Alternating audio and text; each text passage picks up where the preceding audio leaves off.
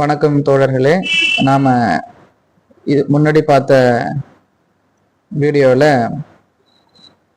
Illusion of control, மனிதனுடைய மன நிம்மதி கெட்டு போறதுக்கான காரணங்கள்ல அவன் கட்டுப்படுத்த நினைக்கிறான். அவனை சுற்றி இருக்கக்கூடிய சூழ்நிலைகளையோ மனிதர்களையோ அவன் கட்டுப்படுத்த நினைக்கிறான். கட்டுப்படுத்த முடியாத பட்சத்துல அவன் ரொம்ப கவலைக்குள்ளாகிறான். அதை பத்தி பார்த்தோம். இதுல சரி, நான் ஒரு விஷயத்த உள்ள எடுத்துட்டு வந்தேன். உண்மையான விஷயம் என்னவோ அதை ஏத்துக்க கத்துக்கணும். அக்செப்டன்ஸ் அப்படின்னு சொல்றோம்.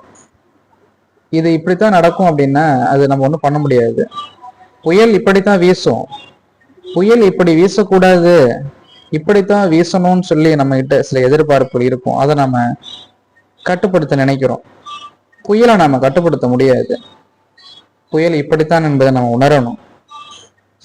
அதை உணர்ந்துட்டோம் அப்படின்னா நமக்கு பிரச்சனை கிடையாது. இது மாதிரி நிறைய விஷயங்கள் இருக்கு. உங்க எதிரில் இருக்கக்கூடியவரை நீங்க முழுமையா உங்களால கட்டுப்படுத்த முடியாது. காரணம், நான் ஏற்கனவே சில வீடியோல சொல்லியிருக்கேன். நம்மாலேயே சரியா கட்டுப்படுத்த முடியாத பட்சத்துல மற்றவரை எந்த அளவுக்கு நம்மளால கட்டுப்படுத்த முடியும்னு நீங்க நினைக்கிறீங்க, இல்ல நம்ம நினைக்கிறோம்? இது சாத்தியப்படாது. அப்பதான் நிறைய முரண்பாடுகள் ஏற்படும். நிறைய முரண்பாடுகளுக்கான காரணம் வெவ்வேறையான கருத்தாக்கங்கள், கண்ணோட்டங்கள்.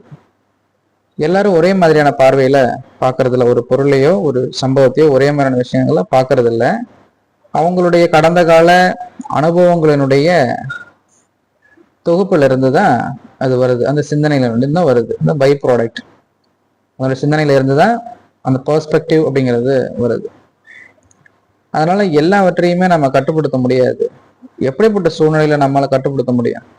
நாம நிறைய எதை கட்டுப்படுத்த நினைக்கிறோம்னா எதிர்கால சிந்தனைகள் மூலமாக தான் நிறைய கட்டுப்படுத்த நினைக்கிறோம்.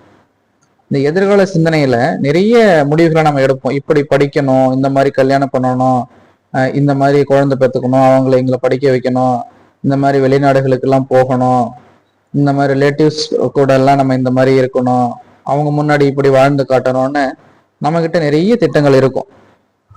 இந்த திட்டங்கள் எல்லாமே எதிர்காலத்தை முன்னோக்கியதான திட்டங்களா இருக்கும். நான் முன்கூட்டியே சொன்னேன். நான் முன்னதாகவே என்ன சொன்னேன் அப்படின்னா, எதிர்காலம் என்பது நம்முடைய கற்பனை தான்.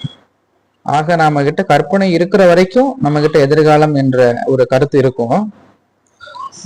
நம்முடைய மூளையில இருந்து எதிர்காலத்தை பற்றிய இந்த நார்மலாவே கற்பனைங்கிறத நம்ம தூக்கி தூர வீசி எறிஞ்சிட்டா நம்ம கிட்ட இருக்கிறது நிகழ்காலம் மட்டும்தான் இருக்கும். அந்த நிகழ்கால சிந்தனை மட்டும்தான் இருக்கும். நிகழ்கால நடவடிக்கைகள் மட்டும்தான் இருக்கும். அப்ப நம்ம என்ன பார்க்கணும் அப்படின்னா, இதுல எதிர்காலத்துக்கு பத்தி நம்ம போடக்கூடிய அத்தனை திட்டங்களும் நம்முடைய முயற்சிகள் சார்ந்ததுதானே தவிர முடிவுகளை நாம கட்டுப்படுத்த முடியாது. முயற்சிகள் அத்தனையுமே சரியான முடிவுகளுக்கு உட்பட்டதா இருக்கிற பட்சத்துல நல்ல முடிவுகளா அது ஏற்படும். ஆனா அந்த முடிவுகள் இப்படித்தான் ஏற்படணும்னு சொல்லி முயற்சிகள்ல நிறைய தொய்வுகளை ஏற்படுத்தி வச்சுக்கிட்டோம்னு சொன்னா நிச்சயமா மனம் கஷ்டப்படத்தான் செய்யும். நாம நினைச்சோம், அது நடக்கல. அது நடக்காததுக்கான காரணம் நாம தான். நிறைய விஷயங்களை நம்மளால கட்டுப்படுத்த முடியாது. நாம எல்லாவற்றையும் கட்டுப்படுத்த அளவு இருக்கிறோம் அப்படின்னா இந்த பிரபஞ்சம் மிக பலவீனமாக இருக்குதுங்கிறத நம்ம புரிஞ்சிக்கிற மாதிரி ஆகிடும். இந்த பிரபஞ்சம், இந்த அண்டம் மிக பெரியது, ரொம்ப பெருசு. அதுல இருக்கக்கூடிய இந்த மனிதன் மிக மிக மிக மிக சிறியவன். ஒரு மனிதன் அப்படின்னா அந்த மனிதனுடைய முழு உடலும் சிந்தனை கிடையாது. இந்த முழு உடலையும் இயக்கக்கூடியது மூளையில் இருக்கக்கூடிய சிறு சிறு நரம்புகள் தான், நரம்புகளுடைய தூண்டல்கள் தான். அப்ப அந்த சிறு சிறு தூண்டல்கள் தான் ஒரு மனிதனை மனிதனாகவே காட்டுது. தூண்டல்கள் தான் மனிதன். அப்படி சிறு கண்ணுக்கு தெரியாத அந்த தூண்டல்களை வச்சுக்கிட்டு நம்மளால சில செய்யணும்னு நினைச்சு விஷயங்கள் செய்யல, கற்பனை செய்யக்கூடிய விஷயங்கள் சரியா நடக்கல அப்படின்னு சொல்லும் போது அது தோல்வியில முடியும் பொழுது கஷ்டப்படுறது துன்பப்படுறது ஒன்றும் ஒரு யதார்த்தமா இல்லை. அது ஒரு லாஜிக் பாயிண்ட் கிடையாது.